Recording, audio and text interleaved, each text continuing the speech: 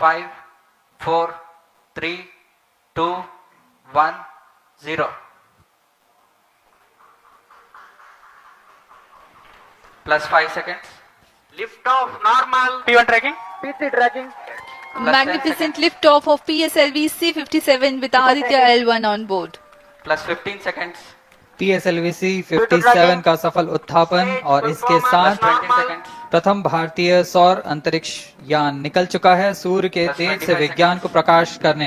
आखिर वो दिन आएगा जिसका बहुत ज्यादा शिद्दत से इंतजार था। इंडिया अपना लूनर मिशन जिसको आदित्य L1 वो मिशन है जिसके लिए भारत ने बहुत अरसे से मेहनत की। इसरो की कोशिश है चंद्रयान 3 सक्सेसफुल करने के बाद अब जी आदित्य L1 की बारी आ गई है। आज जो है लूनर मिशन की बारी आ गई जिसको सन मिशन भी कहा जाता है, जिसमें वो स्टडी करेंगे सोलर विंड्स को, सोलर स्टॉर्म को।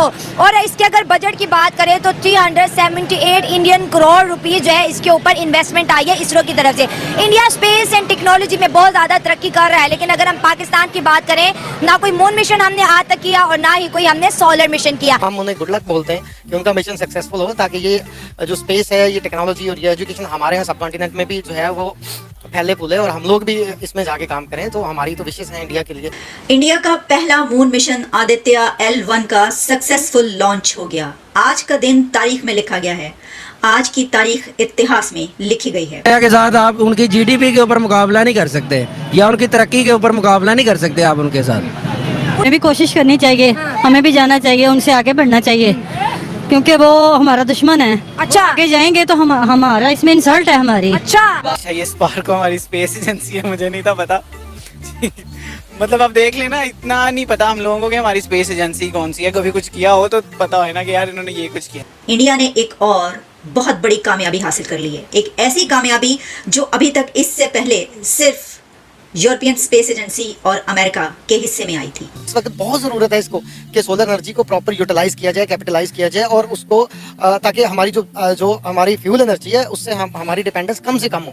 तो इस पे डेफिनेटली बहुत सपोर्टिव होगा। जय हिंद दोस्तों चंद्रयान 3 की चांद पर फतेह के बाद भारत ने सूरज की ओर छलांग लगा दी है। इसरो ने आज आदित्य L1 को लॉन्च कर दिया है। इसरो के सूर्य मिशन का मकसद सूरज के कोरोना से निकलने वाली गर्मी और हवाओं की स्टडी और वायुमंडल को समझने की कोशिश, सौर तूफानों के आने की वजह का पता लगाना, सौर लहरों और धरती के वायुमंडल पर उनके असर का पता लगाना और अंतरिक्ष में मौसम की गतिशीलता का पता लगाना है। भारत अगले कुछ महीनों में सूरज तक का सफर तय कर लेगा।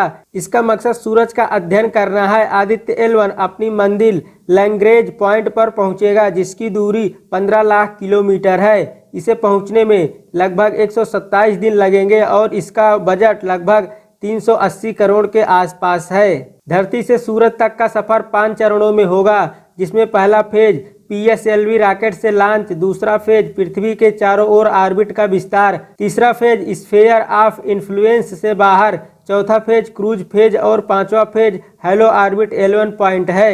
ना रशिया वहां तक पहुंच सका, ना चाइना जहां तक पहुंच सका वहां तक इंडिया ने उड़ान भर ली है। इंडिया का सोलर मिशन, सन मिशन आदित्य L1 आज कामयाबी के साथ लॉन्च कर दिया गया। सैल्यूट हमारी तरफ से, मेरी तरफ से ये सैल्यूट, मेरी तरफ से ये सलाम है इंडिया के साइंसदानों को, इसरो के साइंटिस्टों को, इसरो की उन खवातीन साइंसदानों को जो हमें सफ़े अव्वल में बैठी हुई नजर आती हैं, हरावल दस्ते में नजर आती हैं, पहली लाइन में खड़ी हुई नजर आती हैं और काम करती हुई दिखाई देती हैं। हमें इससे पहले ये पता चला था कि जो मून मिशन गया उसमें इंडिया की एक खातून जिसको रॉकेट वुमेन कहा जाता है उसका बहुत बड़ा हाथ है। यकीनी तौर पर इस मिशन में भी इंडिया की खवातीन ने बराबर का हिस्सा डाला है। ये मिशन क्या है इससे पहले भी मैं प्रोग्राम कर चुकी हूँ, लेकिन आज भी आपको बताऊंगी कि अब ये मिशन जो रवाना हो चुका कामयाबी के साथ, इसको कितने दिन लगेंगे, कहाँ पर इसने पहुंचना है और इसके रिजल्ट के तौर पर इंडिया पूरी यूनिवर्स के लिए क्या कुछ कर पाएगा। इस मिशन के रिजल्ट्स जो हैं वो सिर्फ इंडिया के लिए नहीं बल्कि पूरी दुनिया के लिए बहुत फायदेमंद साबित होंगे। आज सुबह श्रीहरिकोटा जहां से मून मिशन रवाना हुआ था वहीं से आदित्य L1 रवाना हुआ और इससे पहले सोमनाथ जी जो कि हेड करते हैं इसरो को, उनकी तरफ से एक बड़ी लोगों को, अपनी आवाम को ये बताया गया था कि किस तरीके से ये मिशन लॉन्च किया जाएगा। और उससे पहले वो एक बार फिर जैसे मून मिशन से पहले मंदिर गए, दुआएं मांगी, इस मरतबा भी उन्होंने ये दुआएं मांगी।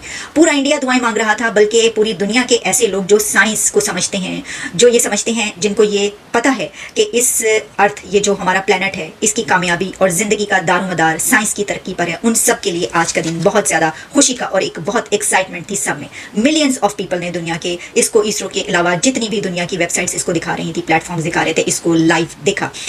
ये हम आपको बताते हैं कि जैसे पहले ये कहा कि इंडिया इसमें पहुंचने वाला, जो लोग ये कह रहे हैं कि तीसरा मुल्क इस तरीके से कि पहले अमेरिका और इसके अलावा जो यूरोपियन स्पेस एजेंसी है, जापान ने ऑर्बिटल मिशन कोई नहीं भेजा, इसलिए सिर्फ अमेरिका और यूरोपियन स्पेस एजेंसी की बात की जाती है।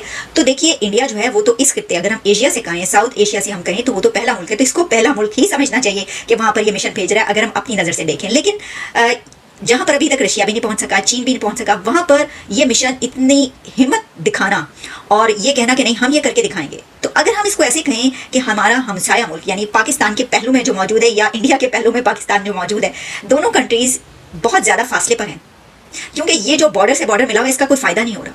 इसका कोई फ़ायदा इसलिए नहीं हो रहा, देखिए फासला तो मतलब 0 और 100 का है अगर देखा जाए इस तरीके से।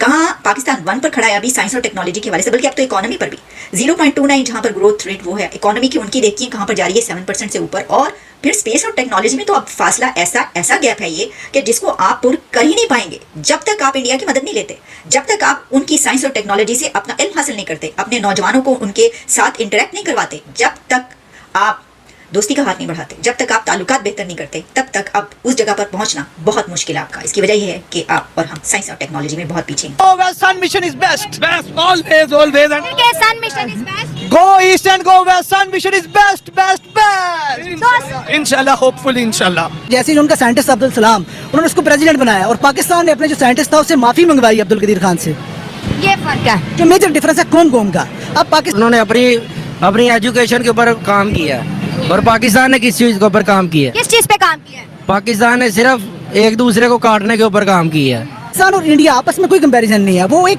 नेक्स्ट लेवल के ऊपर जा चुके हैं। हमें उनसे कम से कम 1000 साल हम उनसे पीछे आ चुके हैं।